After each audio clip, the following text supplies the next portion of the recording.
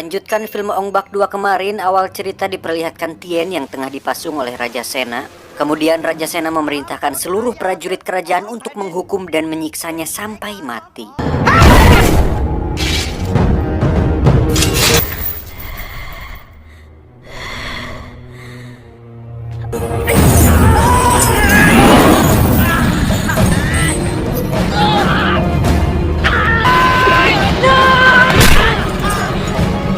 Meski dalam kondisi sangat memprihatinkan, namun Tien tetap gigih mempertahankan harkat dan martabatnya. Dan dengan kehebatannya, Tien pun dapat mendominasi pertarungan tersebut.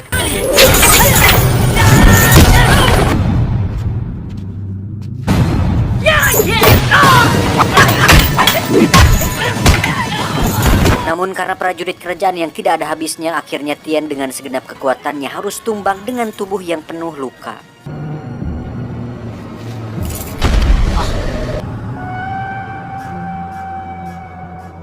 Kemudian dia disekap di sebuah ruangan gelap dan... Astagfirullahaladzim, motor monyet. Kemudian dia disekap di sebuah ruang gelap dan kesehariannya dia lalui dengan beragam siksaan yang bisa membunuhnya setiap saat.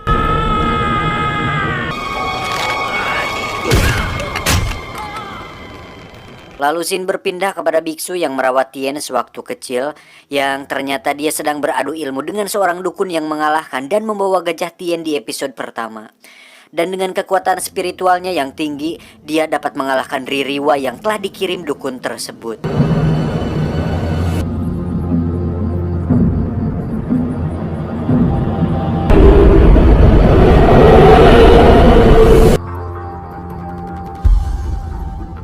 Di sisi lain, kini Raja Sena sudah mulai merasakan karma dari apa yang dulu dia perbuat.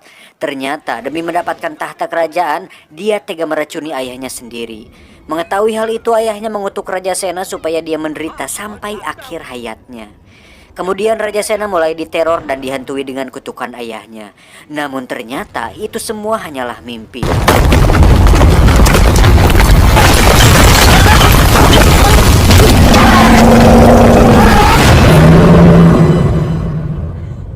Lalu samar-samar di luar terdengar suara ratusan orang yang sedang beradu pedang, yang ternyata itu adalah prajurit kerajaan yang sedang bertarung dengan komplotan perampok dari Bukit Sayap Garuda. Kedatangan mereka tiada lain adalah untuk menyelamatkan pemimpin mereka, yaitu Tien.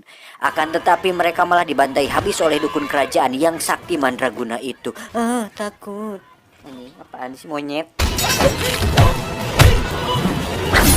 Dan setelah pertarungan yang cukup sengit selesai, Raja Sena pun keluar dan betapa terkejutnya dia ketika melihat sang dukun yang telah membantai habis komplotan dari Tien. Setelah melihat hal itu, Raja pun langsung merekrut si dukun dengan segudang janji yang akan dia berikan kepada si dukun tersebut. Namun si dukun malah menolak mentah-mentah dan dia juga mengatakan bahwa kutukan yang selama ini Raja rasakan berasal dari orang yang sangat ingin membunuh Raja. Tiada lain dan tiada bukan, Tienlah orangnya. Mendengar hal itu, Raja pun langsung naik pitam dan memerintahkan algojonya untuk melaksanakan hukuman mati esok pagi.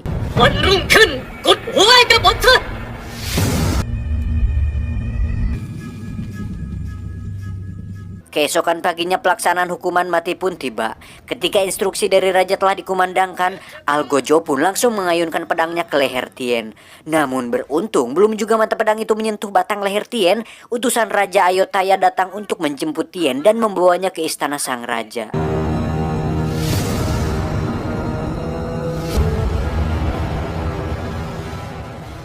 Sebelum ke istana, mereka membawa Tien ke puskesmas terlebih dahulu untuk mengobatinya. Di puskesmas itu ternyata ada kekasih masa kecil Tien yang sekarang sudah tumbuh menjadi perawan yang cantik jelita dan juga masih berwarna pink. Apanya? Belum juga Tien diobati, tiba-tiba orang suruhan Raja Sena berdatangan dan membantai semua pasukan penjaga kerajaan Ayodhya yang mengawal pembawaan Tien. Tak ingin sesuatu terjadi pada kekasih pujaan hatinya, Pim pun langsung mengevakuasi Tien dan memeluknya di pojokan tempat tersebut.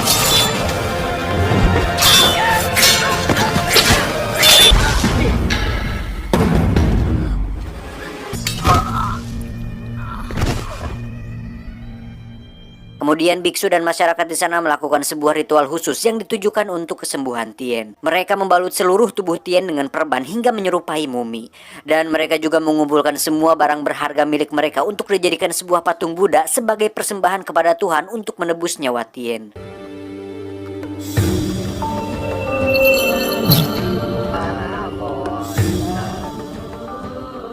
Pim yang sangat menyayangi Tien mulai menari di tempat ritual sebagai bentuk persembahannya agar Tien dapat segera sembuh.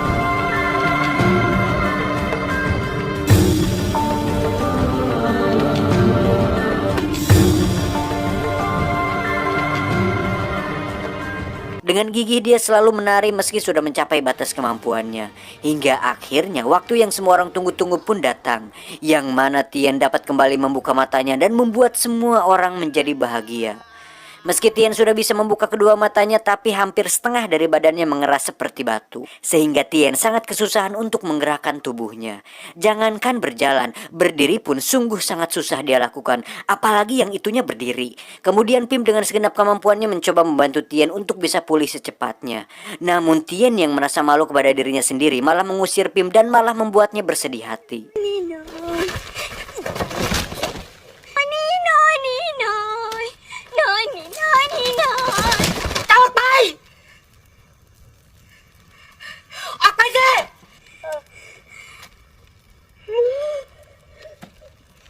Hingga malam menjelang fajar tiba, Tien sudah berada di atas tebing untuk maju satu langkah terakhirnya menuju ke kematian yang sangat menyakitkan.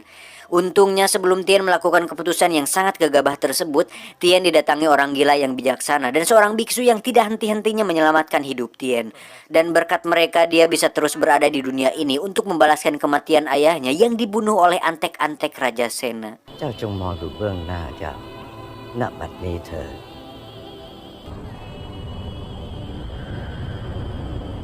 Semenjak itu dia mulai mengingat masa lalunya ketika hidup di Sanggartari yang ternyata dia dikirim ke Sanggartari bukan tanpa alasan.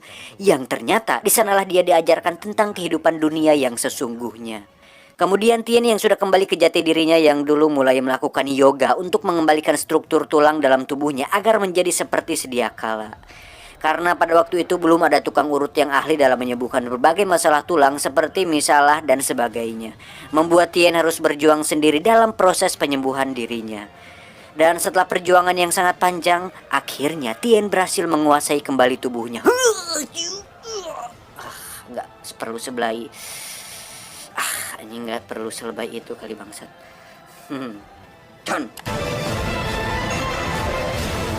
Setelah itu dia mulai menari kembali dan kali ini dia ditemani sang pujaan hati yang sangat menyayanginya itu.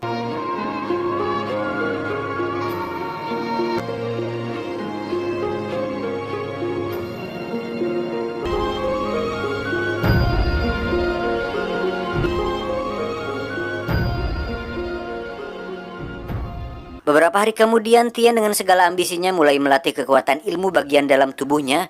Dan setelah berhari-hari bahkan berbulan-bulan, kini Tien sudah mulai memahami dan menguasai jurus tersebut.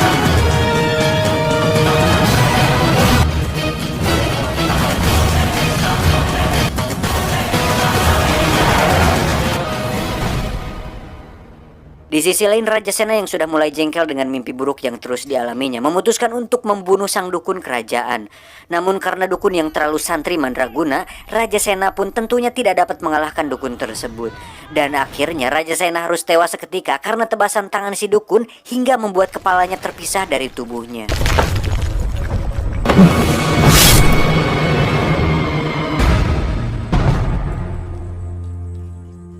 Sepeninggalan Raja Sena, dukun itu pun langsung mengambil alih peran Raja Sena sebagai raja di sana.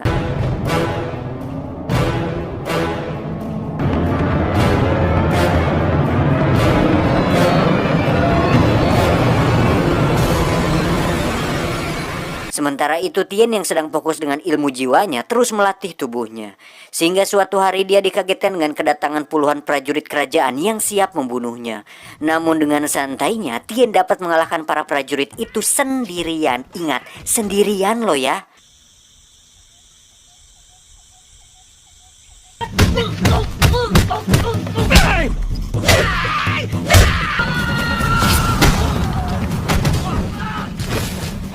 Dan betapa terkejutnya Tien ketika melihat kampung yang ditinggalinya telah diluluh lantahkan oleh pasukan kerajaan. Dan hanya kesunyian yang dia dapatkan di sana, ternyata sebagian penduduk di kampung itu telah mati.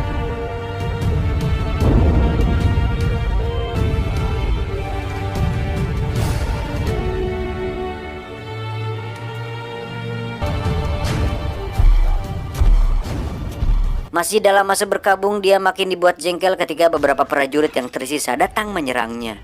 Untungnya dengan bantuan jurus kabut tebal no jutsu, membuat prajurit yang menyerangnya dibuat lemah tak berdaya.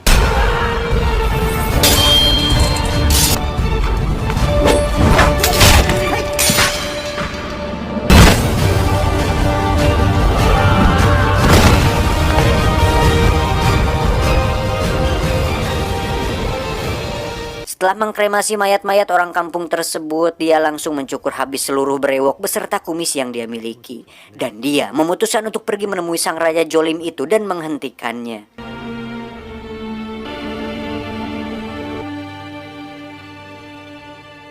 Di sisi lain, penduduk desa yang tidak dibunuh ternyata dijadikan budak oleh raja, begitupun Pim yang sudah dijadikan budak dan dipaksa untuk kerja rodi di sana.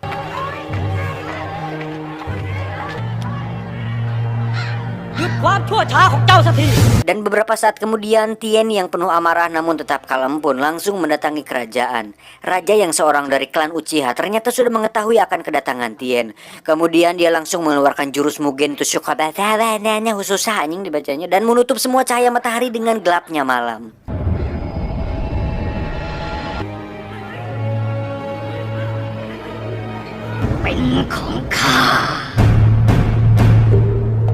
Kemudian dia membawa Pim dan langsung menyembelihnya saat itu juga.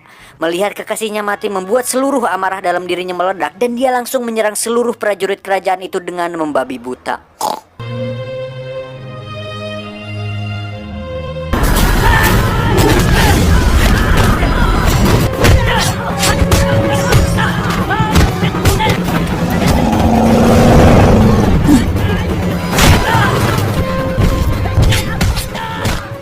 Semua prajurit tidak ada yang luput dari kemarahan Tien. Dan tiba-tiba, ya, sebuah tombak melesat hebat menembus organ-organ dalam tubuh Tien. Ternyata karena kemarahan dan dendam dan kebencian yang ada dalam diri Tien membuat sang raja menjadi semakin tak terkalahkan. Mendengar hal itu, Tien pun langsung tersadar. Aku datang dari kekosongan dan akan kembali dalam kekosongan. Dan seketika Tien kembali ke posisi awal dia datang.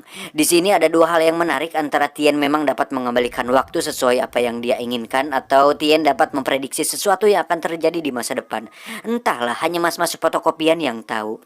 Lanjut, sekarang Tien menjadi lebih tenang dari sebelumnya. Lalu tiba-tiba sebuah petir menyambar dari langit menghantam sang raja hingga terpental jauh dari singgasananya.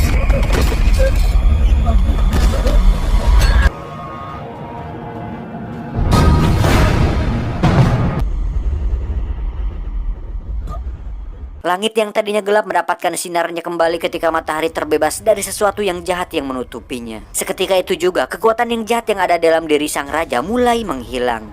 Kemudian Tien dengan tenang langsung Baiwan menghadapi sang raja.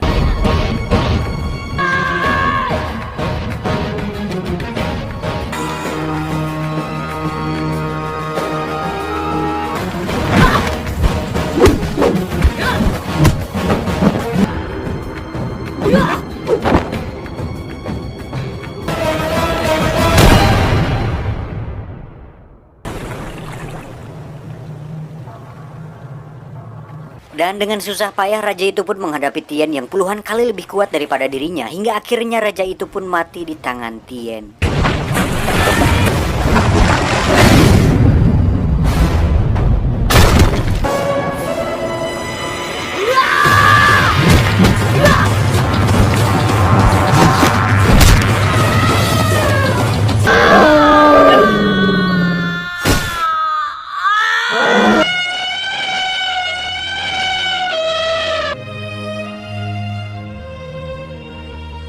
Kematian sang raja pun membuat rejim jahat itu berakhir dan kehidupan masyarakat pun kini kembali normal dengan harga sandang dan pangan yang terjangkau.